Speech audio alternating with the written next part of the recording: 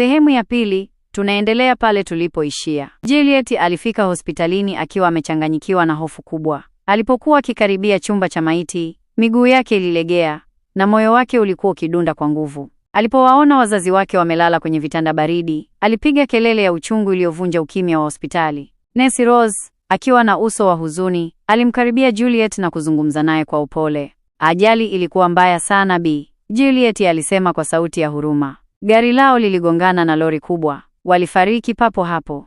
Juliet alitikisa kichwa huku machozi yakitiririka mashavuni mwake. Alikuwa haamini alichosikia. Hapana, hii haiwezekani, alipiga kelele kwa majonzi. Lazima kuna makosa.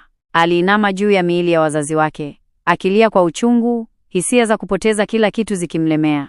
Baada ya muda, ndugu wa familia ya baba yake, Bwana Donald, walifika hospitalini. Wote walionekana kuwa na huzuni, lakini Juliet alihisi kuna kitu kisicho cha kawaida. Macho yao yalikuwa yakimchunguza kwa njia ya ajabu, kana kwamba walikuwa na jambo wanaloficha. Siku zilizofuata zilikuwa giza na ngumu kwa Juliet. Alihangaika kupanga mazishi ya wazazi wake, lakini hakuna mtu aliyejitokeza kumsaidia. Ndugu zake walionekana kuwa na shughuli nyingi, kila mmoja akitoa udhuru wake. Baada ya mazishi, hali ilizidi kuwa mbaya. Juliet aligundua kuwa mali za wazazi wake zilikuwa zimetoweka. Ndugu zake walikuwa wamechukua kila kitu: nyumba, biashara na hata akiba ya benki. Alipowatafuta na kuwauliza, hakuna aliyekuwa tayari kumpa majibu ya kuridhisha. Alihisi kupotea na kufilisika. Akilazimika kuuza nyumba yake, alihamia katika chumba kidogo cha kupanga na kuanza kufanya kazi za sulubu ili kujikimu. Siku moja alipokuwa akihudumu kwenye mgahawa mdogo, alikutana na kijana mtanashati mwenye tabasamu la upole. Jina lake lilikuwa Alex. Alionekana kuwa mkarimu na mwenye huruma.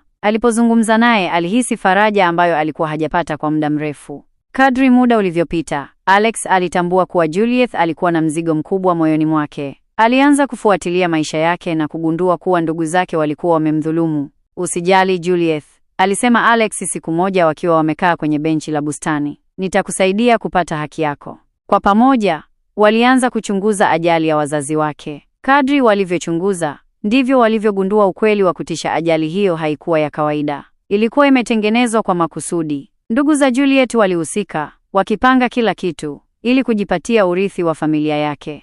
Je, Juliet na Alex wataweza kuthibitisha ukweli huu na kupata haki? Ili kupata mwendelezo, nenda YouTube, andika Sauti ya Moyo sehemu ya 3.